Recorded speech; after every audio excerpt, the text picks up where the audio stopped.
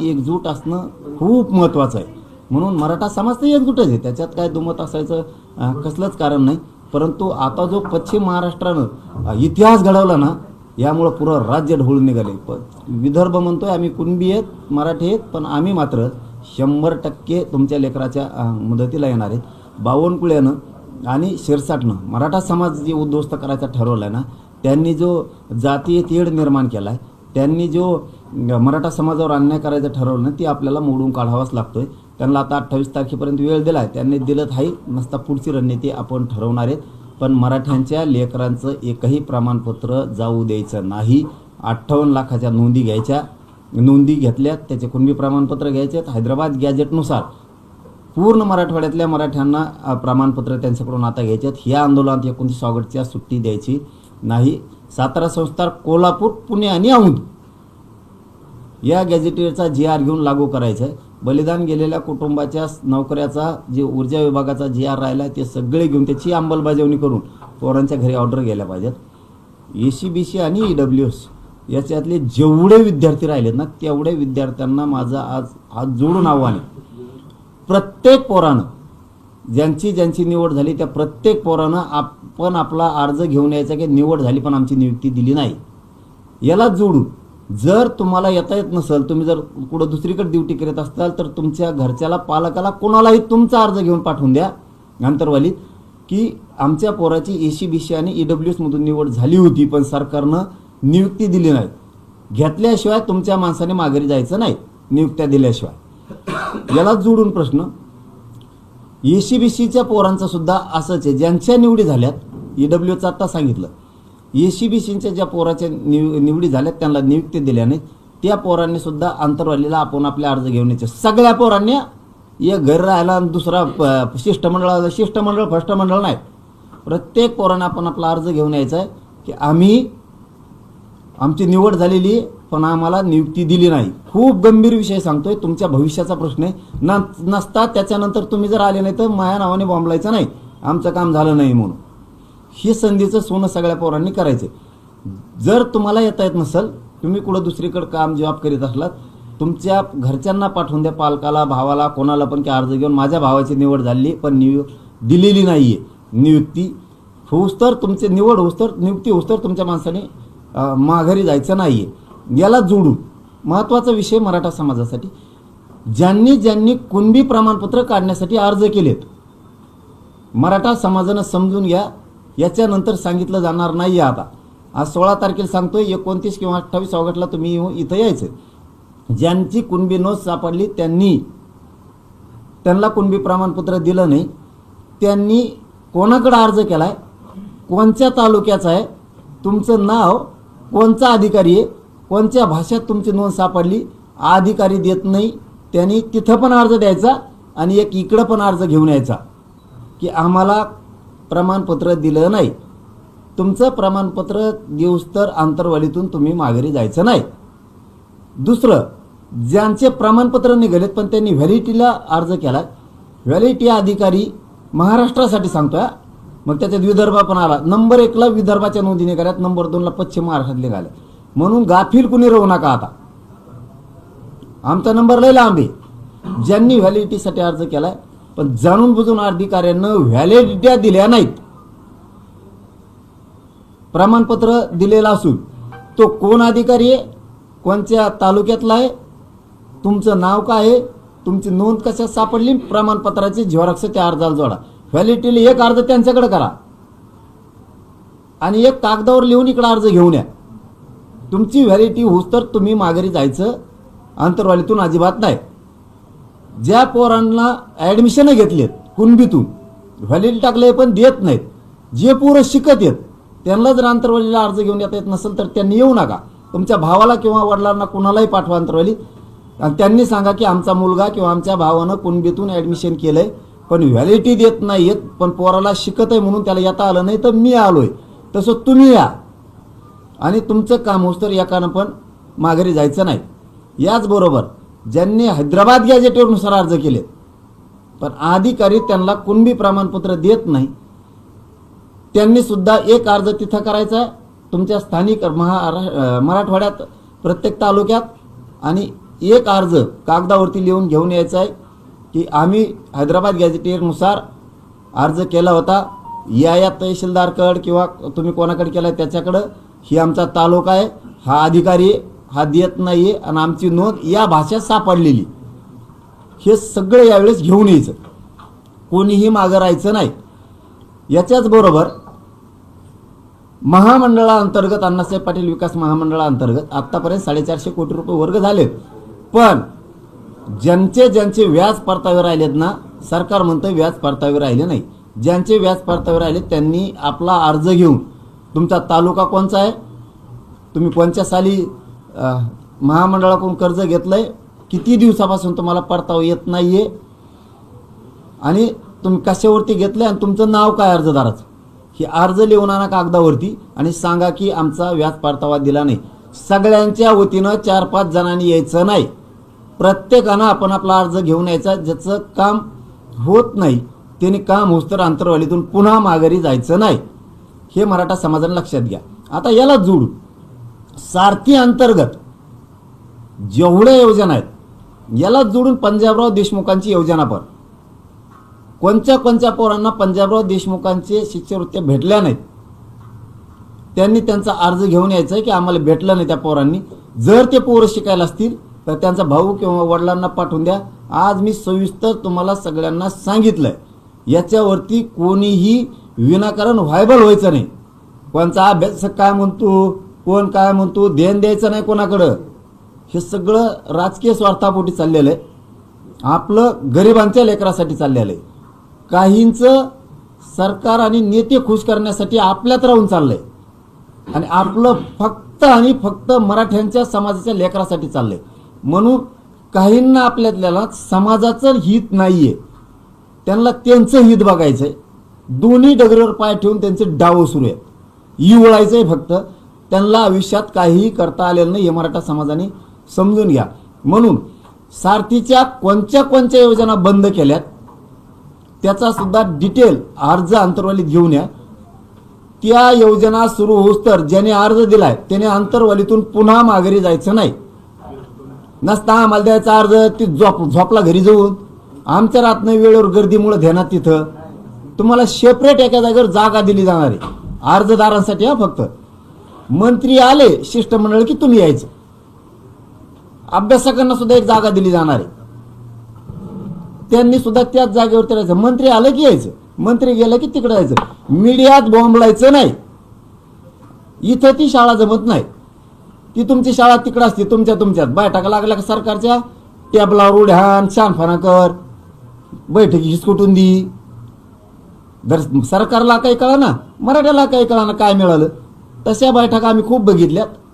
बैठक हिसकुटून लावायला काय येते आणि काही पोटतिडकीनं सांगायला येते सरकारला, मग ते तुम्ही उड्या हाणणार आणि समाजाचं वाटलं करणार. इथं ती शानपणा जमणार नाही, नसता अंतरवालीत पाय ठेवायचा नाही. इथं समाज हितासाठी यायचं, समाजाच्या कल्याणासाठी यायचं, बोंबलासाठी यायचं नाही. लगेच गेला बोंबलात मीडियापाशी ज्ञान पाजळीलं, त्यासाठी इथंच हे करायचं. म्हणून जे पोर अर्ज घेऊन येणार आहेत त्यांसाठी एक सेपरेट जागा दिली जाणार आहे, निवांत बसायचं तिथं. मंत्री आले की आम्ही बोलून घेतो, अभ्यासक आले एका जागेवरती वेळ जागा दिली जाणार आहे, मंत्री आले की यायचं. विषय चालला होता आपला सारथीच्या ज्या योजना बंद पडल्यात त्या सगळ्या योजना पुन्हा सुरू करून घ्यायच्या. म्हणून कोणत्या बंद केल्यात, ओबीसींना काय सुरू आहे, मराठ्यांना काय सुरू नाही, हे सगळं सुरू करून घ्यायचं सारथीच्या मार्फतचं. पंजाबराव देशमुखांपासून सगळं ही झाला आपला क्लिअर विषय. सरकारनं 30 मेच्या आंदोलनात आपण उन्हात जे आंदोलन केलं त्यावेळेस ओबीसीचा JR काढला. बघा किती फसवायचं असतं एखाद्याला. 3 महिने झालेत त्या JRची अंमलबजावणी नाहीये. पोरांनी ॲडमिशन घेतले, पूर्ण फीस दिली. काय पागल समजता का आम्हाला तुम्ही, शिंदे आणि फडणवीस? समाजाने तुम्हाला गोड बोललं, डोक्यावर घेतलं म्हणून तुम्ही समाजाच्या डोक्यावर मुतणार का? ही कोणची शाळा आहे? मी समाज मरू देणार नाही, तुम्हाला राजकारणातून संपू पण समाज मरू दिला जाणार नाही. फीस पूर्ण घेतल्या, त्याच वेळेस सांगितलं होतं आम्ही, फीस शाळावाले सगळे मागायलेत. तुम्ही हसन मुश्रीफ साहेबांच्या मंत्रालयाचं पत्र काढा, दादा भुसे साहेबांच्या मंत्रालयाचं पत्र काढा, चंद्रकांत दादा पाटलांच्या काढा, तुम्ही कृषीमधलं काढा, सगळे पत्र काढावं लागते, तुम्हाला ओबीसी मंत्रालयाचं पत्र काढावं लागेल, तेव्हा हे अधिकारी हे करतात. तुम्ही राज्याअंतर्गत ॲडमिशन, देशांतर्गत ॲडमिशन घेतलेल्या पोरांना सुद्धा महाराष्ट्रातल्या पोरांनी तिकडे ॲडमिशन घेतल्यामुळे सवलती लागू होणार आहेत असं सांगितलं. केल्या लागू सवलती? तुम्ही सवलत लागू म्हणा आम्ही लय दिलं. अरे ज्यावेळेस तुम्ही दिलं, आम्ही दिलंच म्हणलो. फडणवीस साहेबांनी काय शब्दांत दुखवलं नाही वर्षात, एकही शब्दांत दुखवलं नाही, एकही. कारण आम्हाला वाटलं आता आमच्या समाजाचं कल्याण करायला, काहीच करणार तुम्ही पुढं. तुमच्या स्वतःच्या मंत्रालयाचा काढला नाही तुम्ही. प्रताप सरनाईक साहेबांनी त्यांच्या बलिदान गेलेल्या कुटुंबासाठी JR काढला. उदय सामंत साहेबांनी त्यांच्या मंत्रालयाचा काढला, MIDCचा. महावितरणमध्ये सुद्धा पोरांना शैक्षणिक पात्रतेनुसार बलिदान गेलेल्या कुटुंबाला नोकऱ्या दिल्या, काढला तुम्ही, काढला JR. इथंच भावना कळते तुमचे मराठ्यांविषयी किती पोटदुखी आहे. नसता आम्हाला बोलायची गरजच नव्हती. आम्हाला ह्या गोष्टी काही करायचीच गरज नाही. बलिदान गेलेल्या कुटुंबाचे काहींचे पैसे तसे राहिले, काहींच्या नोकऱ्या राहिल्यात. का बरं तुमच्या अधिकारी सांगितलं नाही कलेक्टर ऑफिसमधून त्यांना की बाबा रे तुम्ही MIDCत महावितरणमध्ये नोकऱ्याला अर्ज करा, तुम्ही ST महामंडळात अर्ज करा, आम्हाला सरकारच्या ऑर्डर आहेत की ताबडतोब यांना नोकरीवरती घ्या. केलं तुम्ही मला आंदोलन सुरू झालं की 6 महिन्यानं सांगितलेले महाराष्ट्रातल्या सगळ्या केसेस मागे घेतो, घेतल्या तुम्ही. अरे किती जीव घेणाऱ्या त्या गरीब समाजाचा खोटे नाट्य गुन्हे दाखल केले पोरांवरती. तू कशामुळे केले? आमच्याच महिलांवरती, आमच्यावरती क्रूर हल्ला केला. पुन्हा त्या भानगडी नाही करायच्या, आता पुन्हा भानगडी नाही करायच्या. वेळेप्रसंगी डाव फिरू शकतो, आंदोलन मुंबईत सुद्धा येऊ शकतंय. तुम्ही तराला लावू नका, फायनल अंतरवालीच आहे. मला काय माझ्या समाजाला सांगितलं, मी मुंबईत गेलं तरी तुम्हाला आरक्षण पाहिजे, आंतरवालीत असलं तरी आंदोलन पाहिजे. मी कुठेही करू, तुमच्या लेकराचं कल्याण कराल ना. माझ्यावरती समाजाने फक्त प्रामाणिकपणामुळं, समाजाशी गद्दारी न केल्यामुळं, आयुष्यात समाजाच्या विरोधात शब्द वापरला नाही राजकारणासाठी मी. म्हणून पश्चिम महाराष्ट्र इतिहास घडवला आहे. पश्चिम महाराष्ट्र अर्धा राहिलाय, परेशान करायला आम्हाला. आमच्याकडे पण या, आम्ही वाट बघतोय. पण मी माझ्या सगळ्या मायबापांना सांगतो, मला पश्चिम महाराष्ट्रात आता राहिलेल्यात येता येत नाही, तब्येत खराब आहे. मराठवाड्यातही शक्यतो दौरा होईल का नाही माहीत नाही, पण लय आग्रह धरला आहे. तब्येतीवर शेवटी अवलंबून आहे. विदर्भातल्या बांधवांना माझं हेच सांगणं आहे, जर माझं येणं झालं नाही तर तुम्ही आपण आपल्या गावात बैठका सुरू करा, कोणाची वाट बघू नका. आमच्याकडे येऊ नये आला म्हणून आम्ही बैठक नाही घेतली. घराघरात जा आणि सगळ्यांना सांगा 29 ऑगस्टला अंतरवालीत जायचं. यावेळेस शेवटचा निर्णायक लढा करायचा. मराठ्यांची एकही मागणी म्हणतोय मी माग ठेवायची नाही.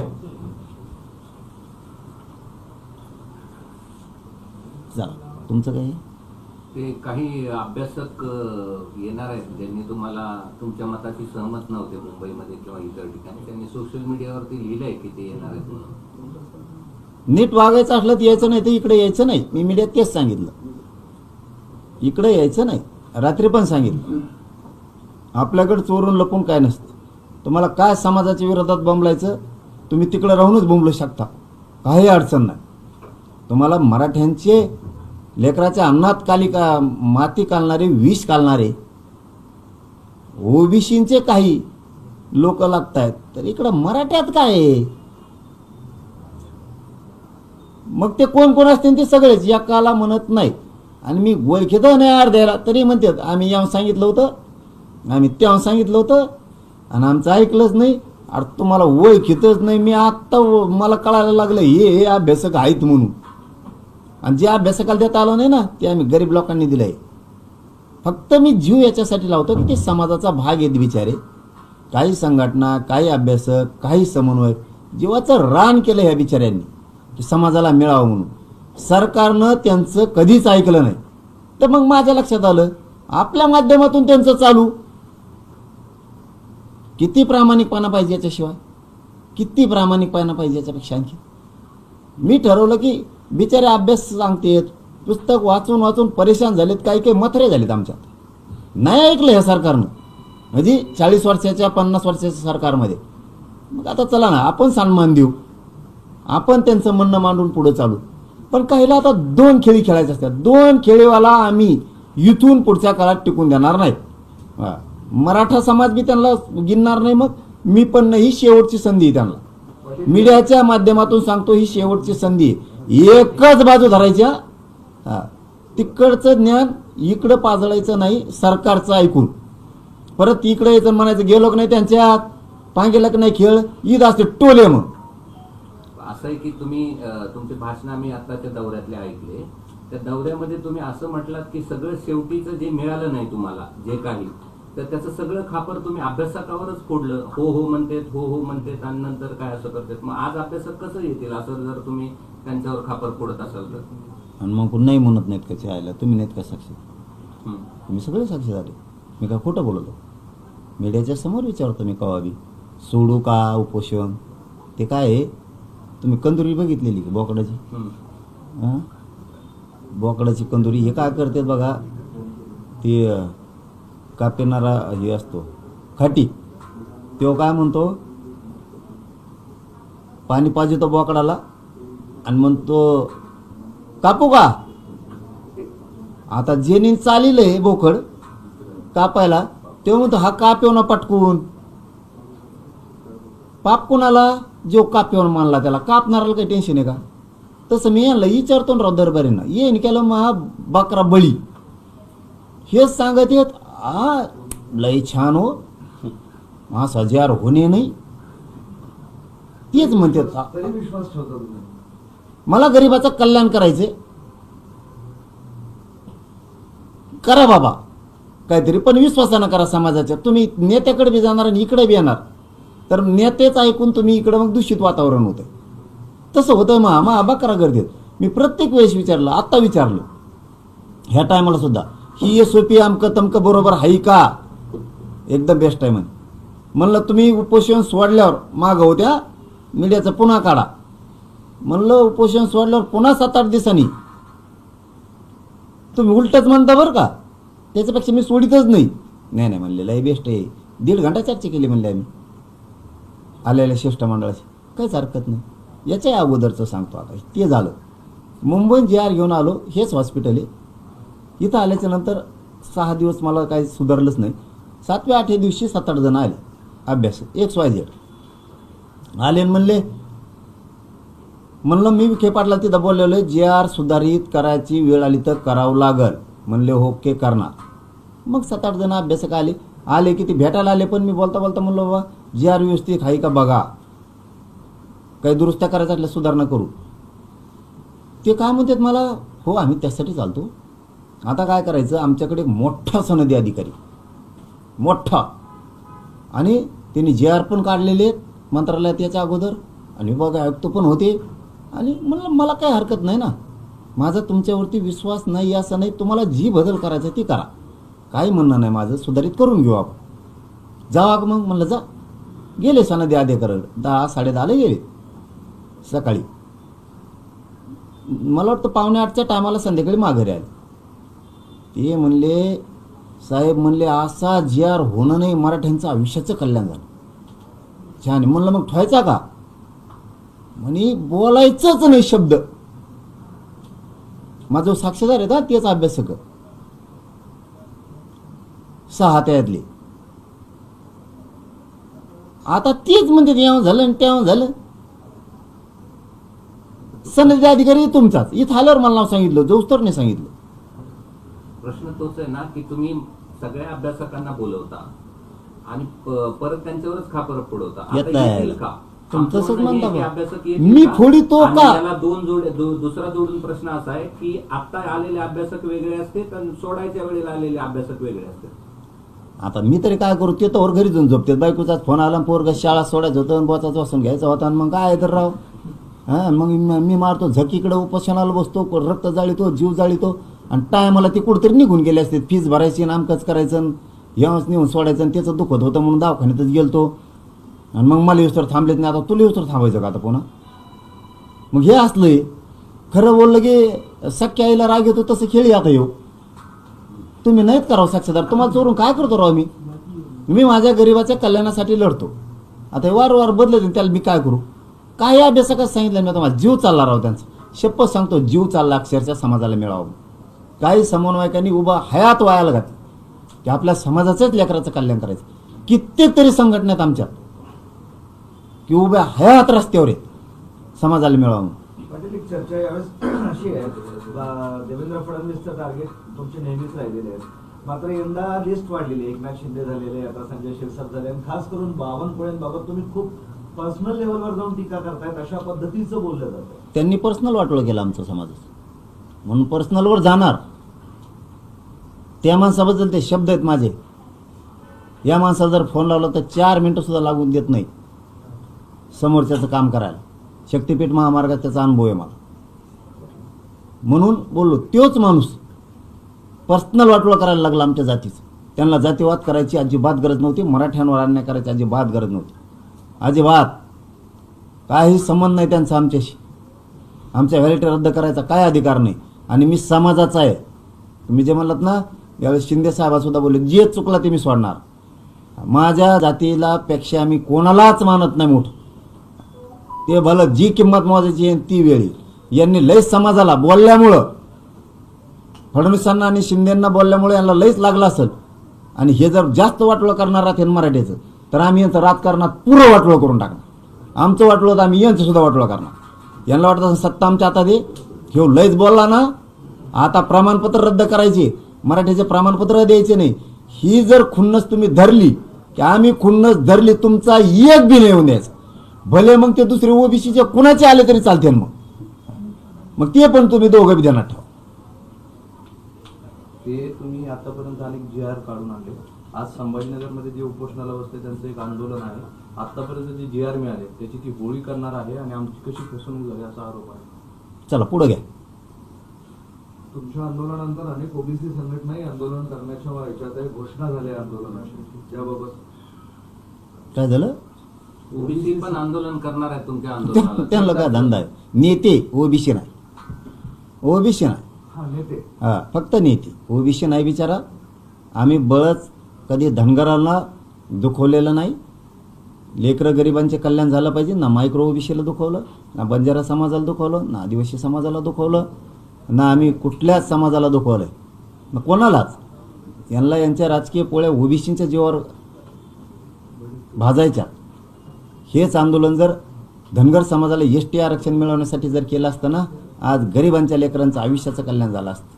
तिथं ताकद लावा. ही इकडं ताकद लावून तुमचा काही उपयोग नाही. मी पुरी ताकद तुमची वायाला घालणार आहे.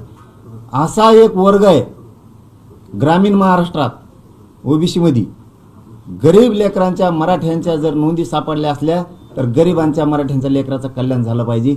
इतकी साफ नियत आजही ग्रामीण भागातल्या ओबीसीमध्ये, आज पण एकदम साफ नियती त्यांची की अजिबात मराठ्यांच्या विरोधात नाही जायचं. गरिबांचे लेकर आहेत, कल्याण होऊ द्या. आपल्या लेकराचं कल्याण झालं ना, तसं त्यांचंही होऊ द्या. त्यांच्या नोंदी सापडल्या. मुद्दाम मोगम इकत भांडण घ्यायचं नाही, मराठ्यांना विरोध करायचा नाही. इतका स्वच्छ आणि प्रामाणिक आजही गावखेड्यात ग्रामीण महाराष्ट्रात ओबीसी समाज आहे. आजही आम्ही दोघं एकमेकात हसतोय खेळतोय. हे सत्य आहे. आता काय नेते आणि ते बी काय ओबीसी नाही, ठराविक जातीचे आहेत. लाभार्थी टोळीचा ऐकून पडलीचं करणारे. वडीलवर असं म्हणतात की मराठवाड्यात 85% कुलकर्णी प्रमाणपत्र 357 जातींनी ओबीसीत राहायचं की नाही ठरवलं पाहिजे. बोगस कागदपत्राच्या आधारे जागा बळकवण्याचा प्रयत्न होतो. बैठक भरवली, पुढची रणनीती ठरवली. ते तर काय नुसतं बैठकाच कवर घेतंय का? सगळं वासुदेव करून ठेवला काँग्रेसचं त्यांनी. आयले हे जर लोक नसते त्या काँग्रेसमध्ये, ते काँग्रेस महाराष्ट्रात राहिलेत नसतं कारण बेसरमच झालं असतं काँग्रेसचं. ते थोरात घराणं आहे, ते तिकडचं कदम घराणं आहे, मला वाटतं चव्हाण घराणं आहे, तिकडचं इकडं देशमुख घराणं आहे. हे घराणे आहेत म्हणून तरी बरं आहे. पटोले घराणं आहे, नाही हे तर कार्यक्रमच वाजवला असते द्या दुपारात. काँग्रेसचं ठेवलं नसतं. याला हे नेमकं ओबीसीचं आहे का काँग्रेसचं याचाच मेळ लागा ना. कोणती तरी एक बाजू धर, एक बाजू धर कोणची तरी.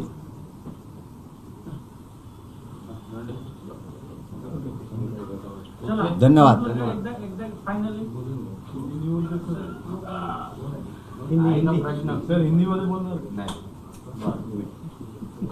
पण दिल्लीला गेल्यापासून मी हिंदी शिकायला लागलो, हे खरं सांगतो.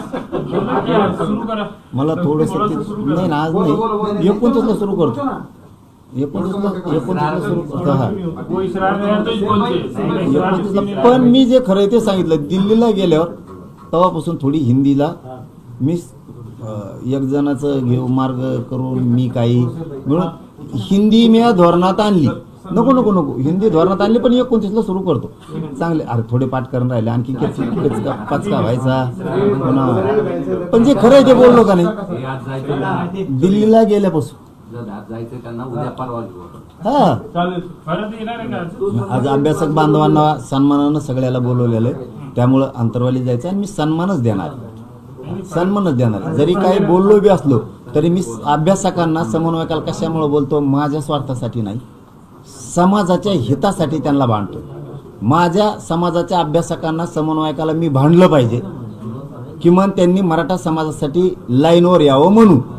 त्यांचं काय माझं वैयक्तिक वैर नाही, त्यांच्या माझी काय दुश्मनी नाही. मी फक्त तेवढ्यासाठी त्यांना भांडतो की समाजासाठी योग्य रस्त्यावर समाजासाठी या, राजकारणासाठी येऊ नका.